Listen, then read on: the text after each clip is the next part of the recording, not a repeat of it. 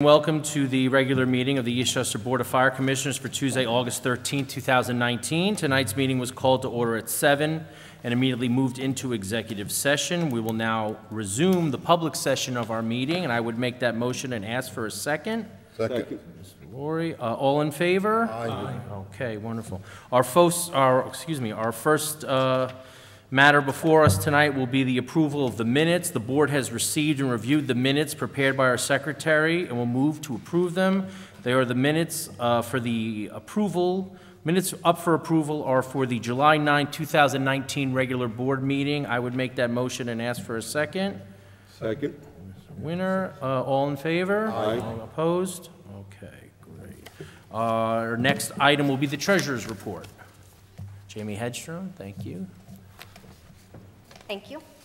Tonight we're looking at the financials through July 31st. They currently present a net budget surplus of approximately $415,000. For the most part, everything is still running right on schedule where we would expect to see it at this point in time in the budget. Some fees are running a little bit on the lower side, but we're where we anticipate being. With respect to Treasury Direct, we are continuing to have the $12 million invested in 4-week Treasury bills. The interest rates are fluctuating for anyone who watches the news. As of right now, they're still remaining above 2% for the most part.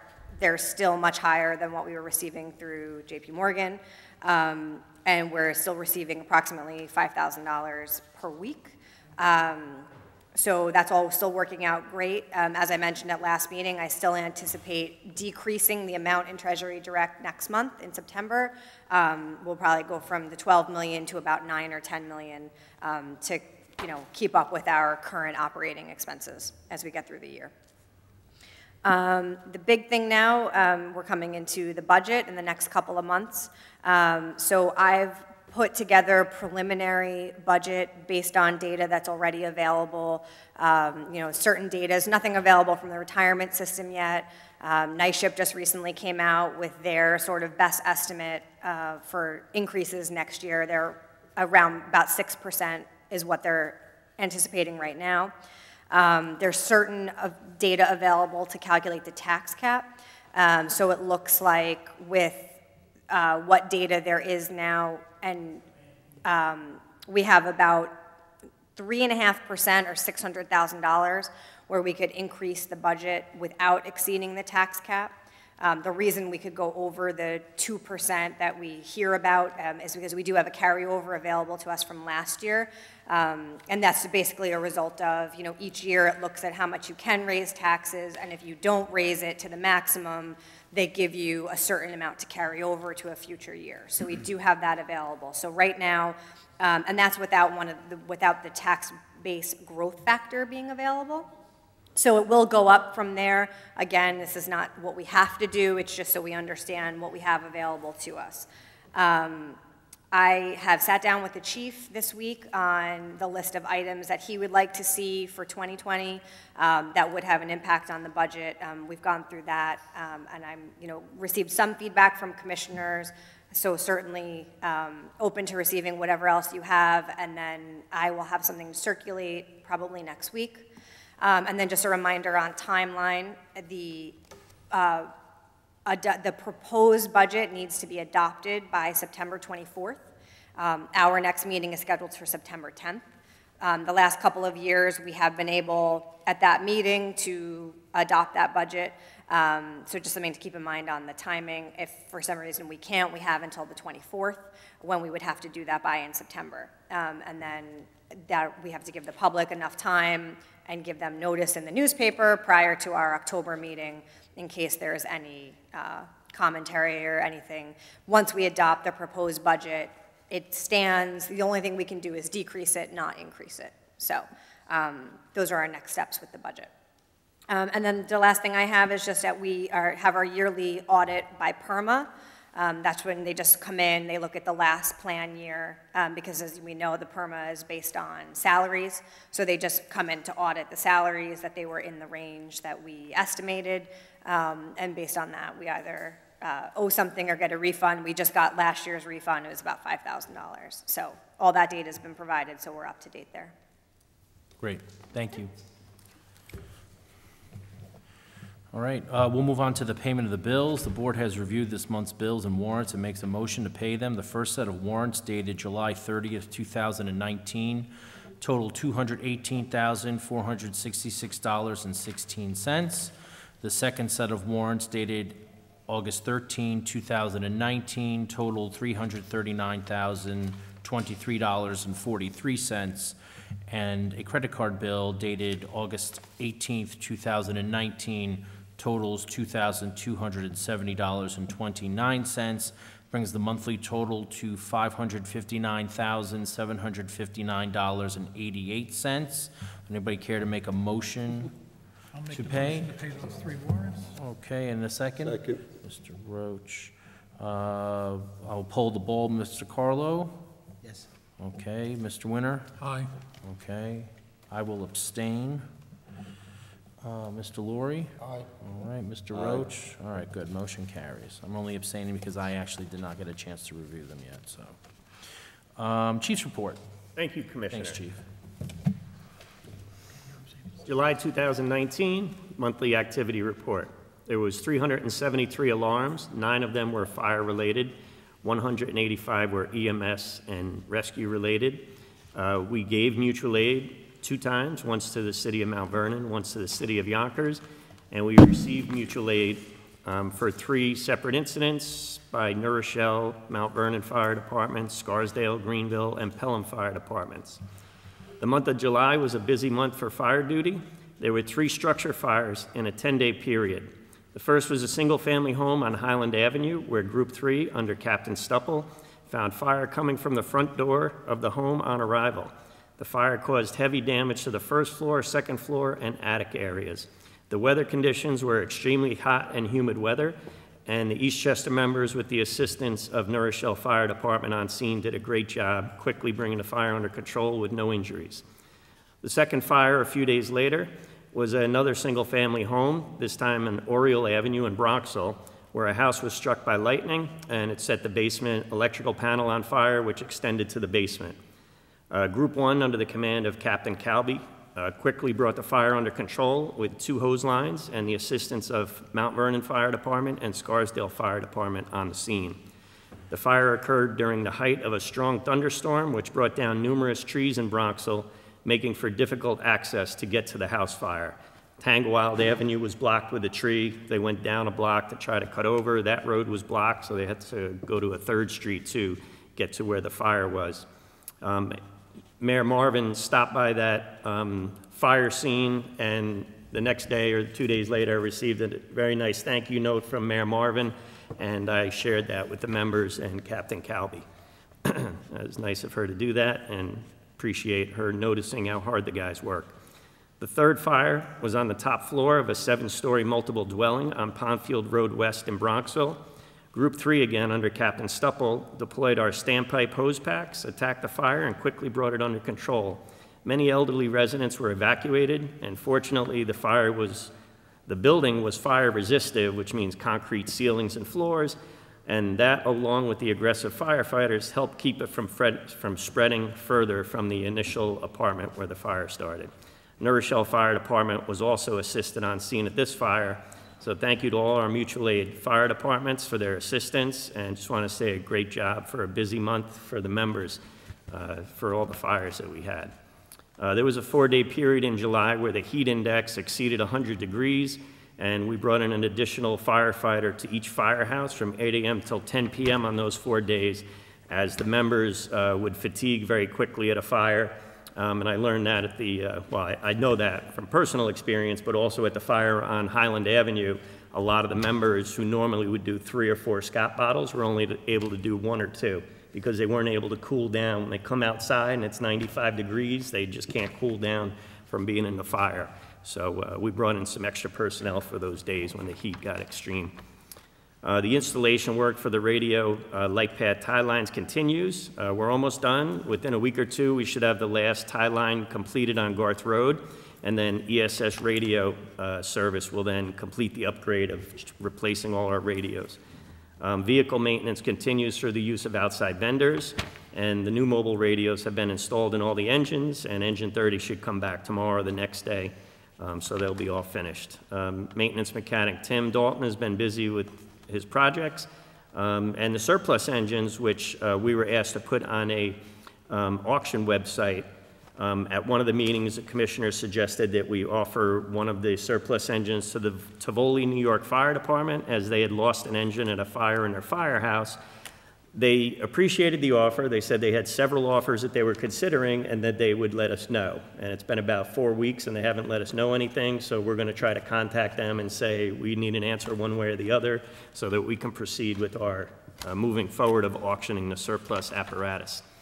Fire prevention and code enforcement activities continue with numerous plan reviews and inspections, and Captain Pinaval and I are attending a meeting with the Eastchester Building Department regarding the property next to fire headquarters on this Friday. And as far as members being out, currently one member is still out on long-term absence and one member is on restricted duty or light duty. And that's the end of my report. Thank you, Chief. Thanks. Busy month, Yeah, it was. but guys did a great job. I just want to say something that the public heard about the fires that we've had in July. I travel numerous streets in this town, and you cannot believe how many fire hydrants are blocked by bags of grass clippings, branches that are cut, people tie them up. On North Columbus Avenue, there were 6 bags in front of one hydrant and one sitting right on top of it.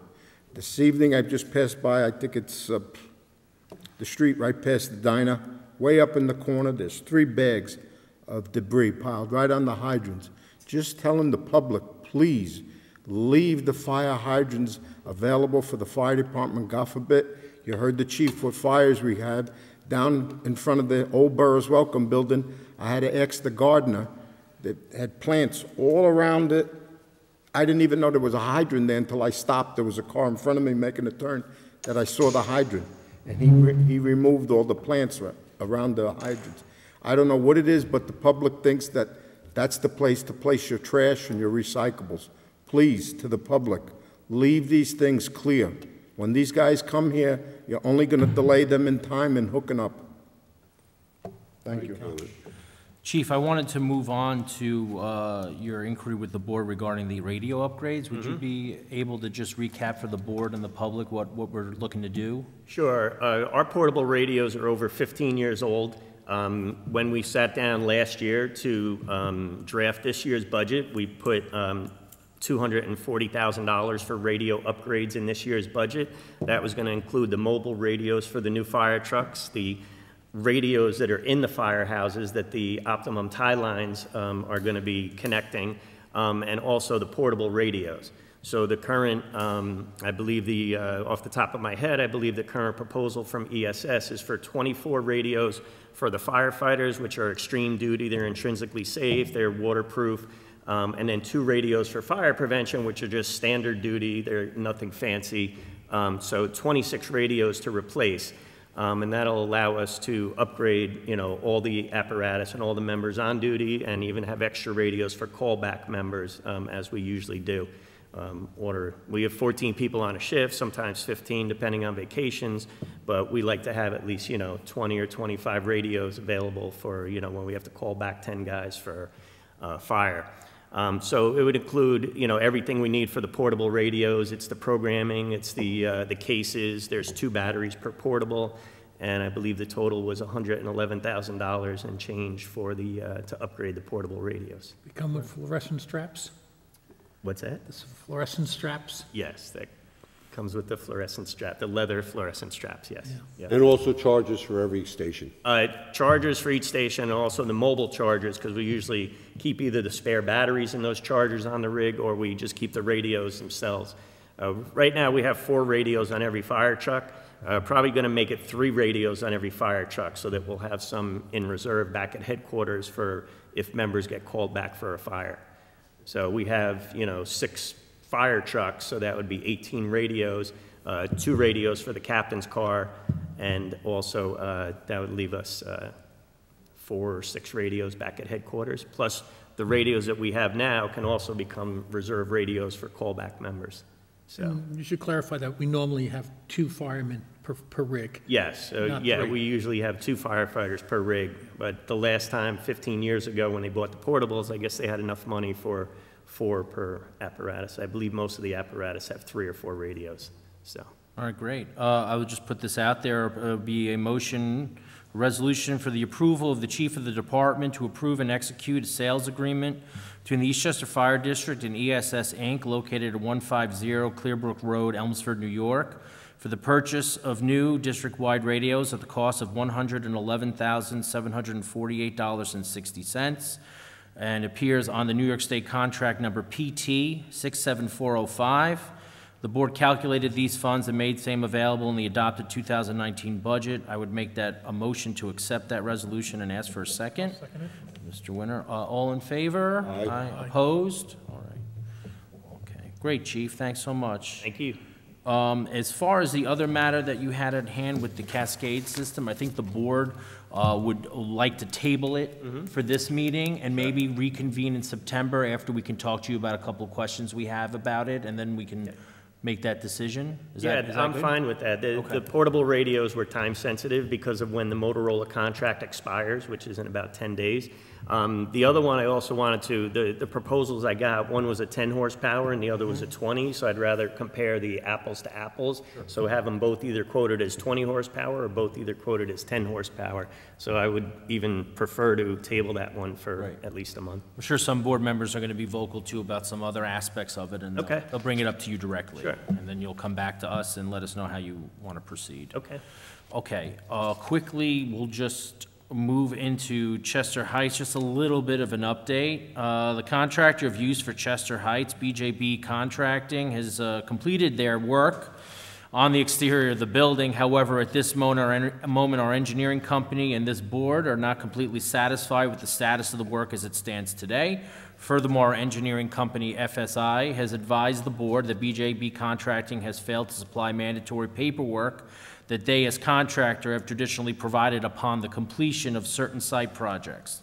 In light of this, FSI has provided BJB with written communication that they are in violation of their fiduciary duty in performing at the level the district expected and the contract detailed during most of this project. The district and its new engineers for the interior, UES, will be moving forward with any and all interior work and planning in the next week or so, while FSI and the district's legal firm bring closure to the exterior portion of the project.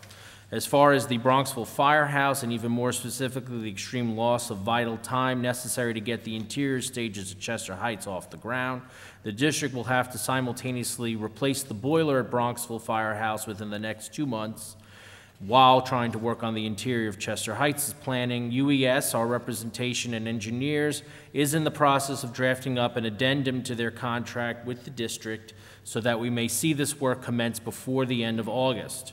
In the meantime, however, we do have a resolution before the board this evening regarding our recently executed contract with UES for engineering and planning for Chester Heights. The forthcoming resolution is for the partial reimbursement of liability insurance, and it reads as follows. Resolved that the Eastchester Fire District shall reimburse Universal Engineering Services, PC, for an amount not to exceed $7,500 for additional costs relating to professional liability insurance coverage required under the agreement for services authorized at the August 13, 2019 Board of Fire Commissioners meeting. So if anybody would like to add something to that, they certainly can.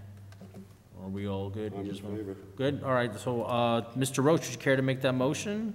I'll make that motion. Oh, anybody like to second that? Second. Mr. Laurie, all right, poll the board, Mr. Carlo? Aye. Mr. Winter? Aye. Okay, I am an aye. Mr. Laurie? Aye. All right, Mr. Roach, fantastic, great, so we'll move on from there. Okay, let's do this. Okay, so the Eastchester Fire District has 2 part-time positions and 1 full-time position who are not party to the membership's collective bargaining agreement. In light of this, the board has the responsibility and capability of amending such employees' salaries during a regular meeting and separate from their reappointments, if any, at the start of each year. The board has discussed the matter and is ready to put forth 3 motions related to the employment status of the following employees.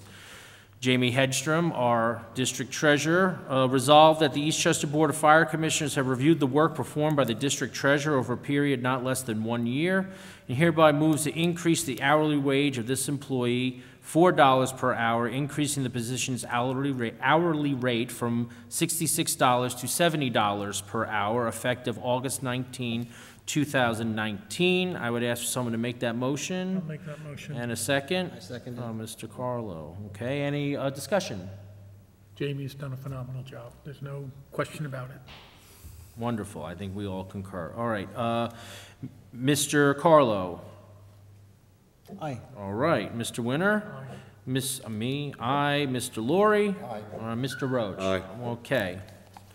Number 2, Lisa Lucarelli Gutierrez, resolved that the Eastchester Board of Fire Commissioners have reviewed the work performed by the Fire District Secretary over a period not less than 1 year and hereby moves to increase the hourly wage of this employee of $3 per hour, increasing the position's hourly rate from $30 to $33 per hour, effective August 19, 2019. Would anyone care to make that motion? Aye. Mr. Laurie, anybody Second. Mr. Roach, Mr. Carlo? I'm sorry, any discussion? I'm sorry. No? Again, good job well done. Wonderful. Mr. Carlo? Aye. Okay, Mr. Winter? Aye. I am an aye. Mr. Laurie? Aye. All right, and Mr. Roach? Aye. Fabulous. Okay. Last one. Resolved that the Eastchester, Tim Dalton, maintenance mechanic, resolved the Eastchester Board of Fire Commissioners have reviewed the work performed by the maintenance mechanic over a period not less than 1 year and hereby moves to increase the yearly salary of this employee from $62,400 to $70,000, effective August 19, 2019. Does anybody have a motion? Aye. Mr. Laurie, anybody second? I'll second it. Mr. Winter, and discussion?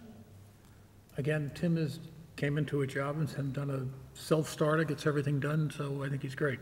Great. All right. Mr. Carlo? Aye. All right. Mr. Winter? Aye. I am an aye. Mr. Laurie? Aye. Mr. Roach? Aye. Okay, great. One more motion. Well, here we go. The board, where am I? I'm sorry, I'm lost. Okay, here. The board has been asked to review a 207A claim regarding a former firefighter. The board is moving forward with the denial of this request. I would ask someone to make that motion. I'll make the motion. Mr. Winter, and a second? I'll second. Mr. Carlo, okay. And I will poll the board. Mr. Carlo? Aye. Okay, great. Mr. Winter? Aye. Okay, I am an aye. Mr. Laurie? Aye. Mr. Roach? I abstain. Okay, great. All right. What does that bring us to? All right. Ethics panel. And Dennis, did you have something you wanted to bring up on that? Yeah, a year ago, we signed a retainer agreement with Stephen Slesnick, who at the time has done work for the fire district, usually on personnel matters over the course of the last, I don't know, so many years. He's handled a few cases for us. And one of the problems with the ethics panel is we don't have we have a code of ethics that requires us to have an ethics panel to review the ethics claims. And we hired Mr. Slesnick to kind of be the legal advice to that panel, but we don't have a panel, so we've gone a year now without addressing anything. So what we could ask Mr. Slesnick to do, and he's a very capable attorney, is to say, take our ethics panel and take our code of ethics and remove the word panel and then allow him or an attorney like him just to render informal ethics decisions. So I think most municipalities have a general counsel or an outside counsel, and when they have a question about an ethical question, they ask that to their general counsel, their outside counsel. We're not going to get volunteers to volunteer for this position, so we can just have, an attorney do it. So I don't think it's that difficult. And informal opinions are just that. They're informal opinions. They're informal advice. They're not binding. They're not anything but an informal look at, that somebody who is trained in ethics looked at it and came out with a decision. So, like myself personally, when I turned 65 in July, I decided I lost my health care, so I bought the fire department's health care, and I fully pay for it. I wrote the check, and I paid for 6 months in advance, and so it doesn't cost the department anything, but I felt uncomfortable going forward and voting on a CBA, because that CBA is term health care is spelled out in the CBA, and I'd like to have an ethics attorney tell me if that's if I'm overreaching or not overreaching by stepping out. And I think there's other questions that would be good to get answers to. And so having an attorney that you can go to and say, hey, answer this for us, give us an impartial, informal decision, I think it's reasonable. And I don't think we're ever going to get a panel to do that. I don't think we're going to get we've tried, we haven't gotten one, and it's been all over a year. And I don't think this is really draconian to ask an attorney to do it. Well, I agree with you. Since I was given the task of trying to raise that panel, and I asked a half a dozen people, and I got lots of smiles, but no affirmative.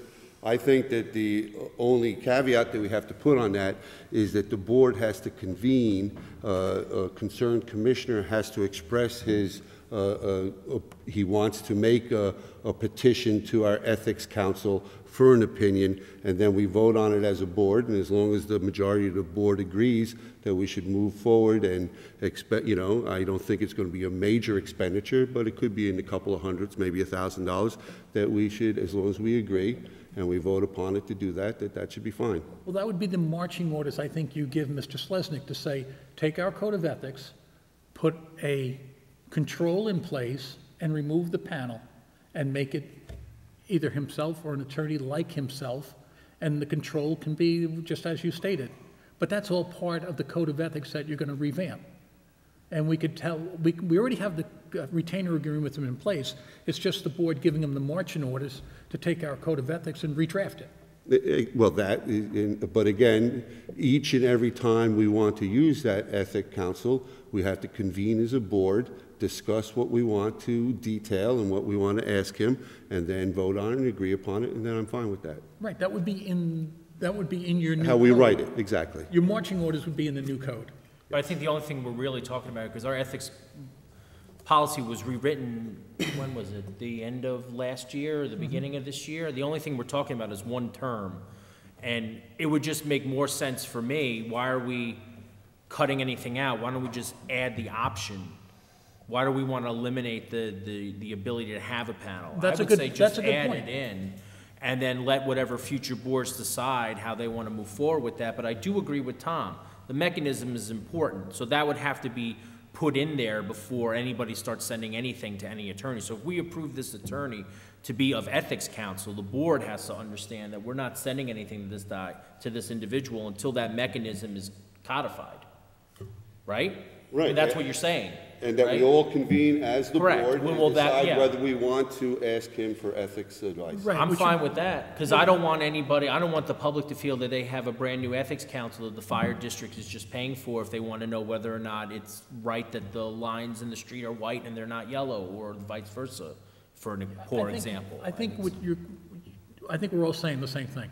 The idea, you could have an end-or, so you could either have the ethics panel or council, which Right. means you keep it in there. You keep your panel in there, and in lieu of a panel, you have an attorney, provide the opinion. In lieu of, the attorney provides the opinion. And the control, he's going to put Upon the in, request of the entire board. he puts that in the first beginning of the thing. The ethics attorney will review any claim as advised by the board, as forwarded by the board. And So then why you're don't we done. do this? Why don't we direct Cheryl at C&G, who redid the last ethics paperwork, if you will. We'll take those terms, put them into language, send it to her, let her put it together, give it back to us, we'll table it, we'll go through it in September, we'll, prospectively finish it off in September or sooner, and then we just move forward. Yeah, I think it puts it to bed. I think It should be you know, even if it's drafted and it's just changing language, it should go the regular gamut that everything else we do. So it should go up to Cheryl and Paul. They should look at it, send us back a draft of how that would look, comments, et cetera. Board votes to the revisions, and we're done. Do we send it to Steve for his approval also, or is that not necessary? Well, if you have, Cheryl already drafted it last time, she can just, I don't think this is a lot of wordsmithing. I think this is a couple Using your word, paragraph changes. I think that they're marching orders, so I think that Steve will just take whatever we have and go by whatever we've disseminated as our needs. Policy. Right. Okay. That's a better word for it.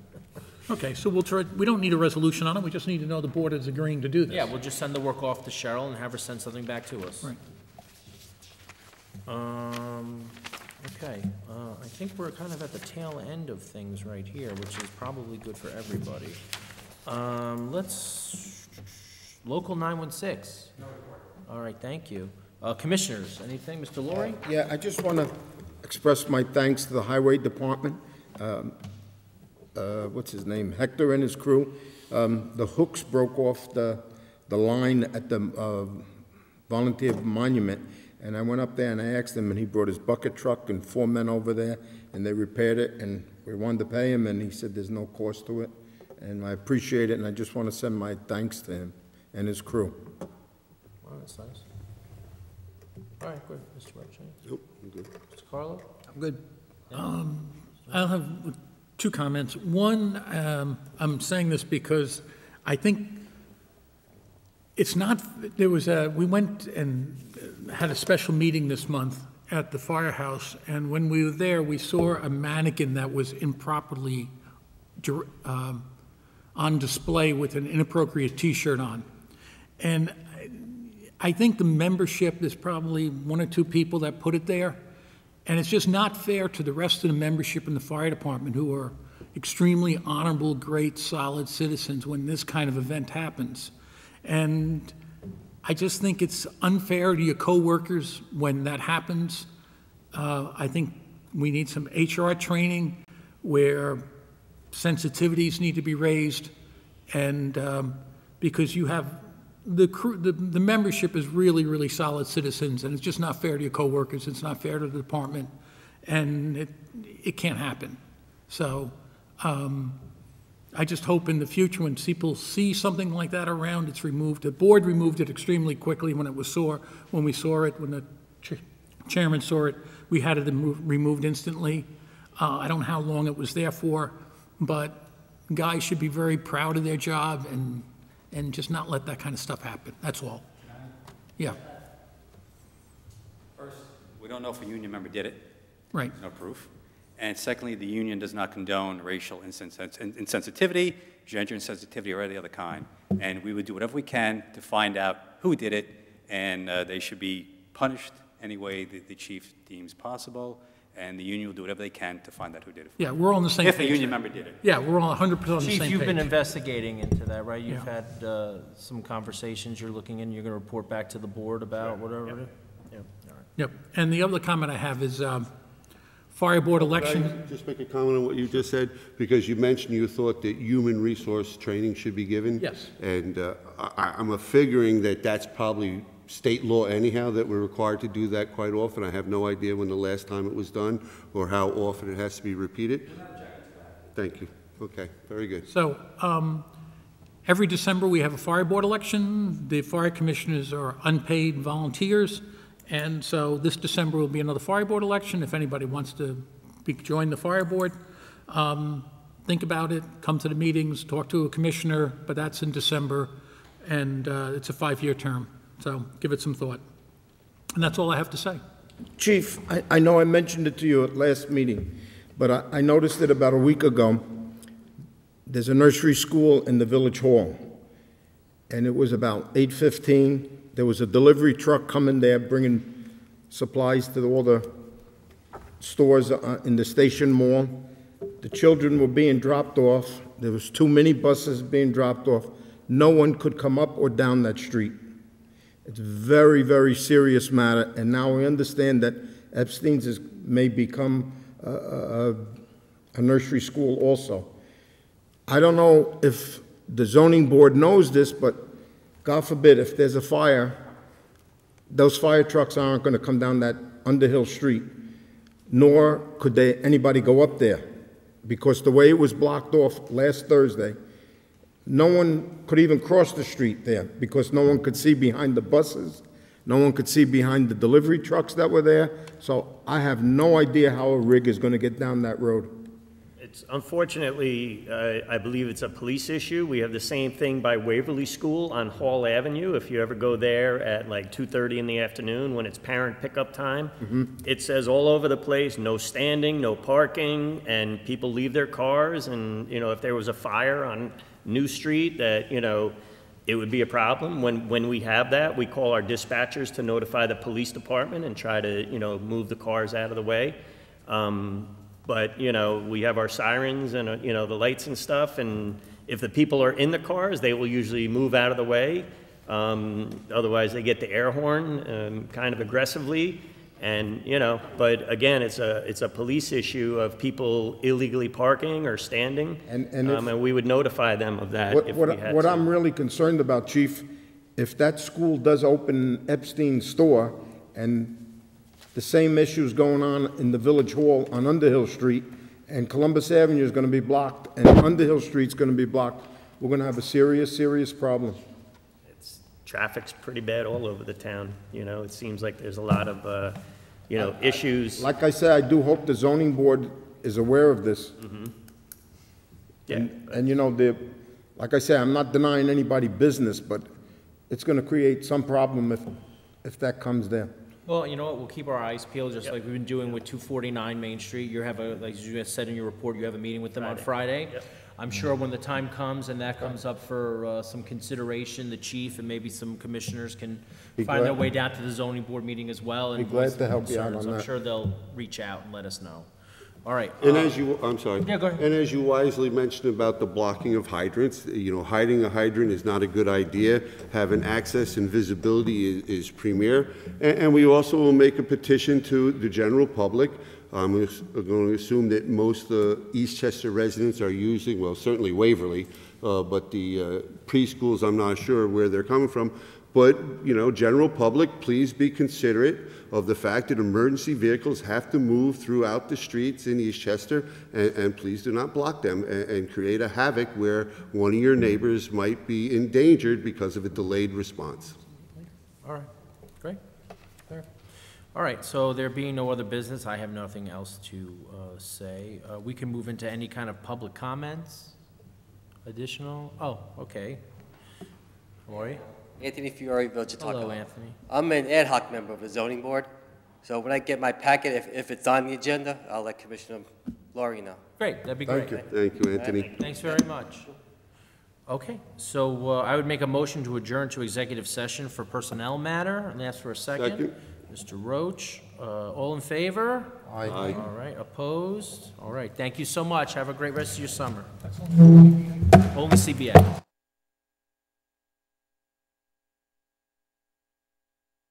To anyone from the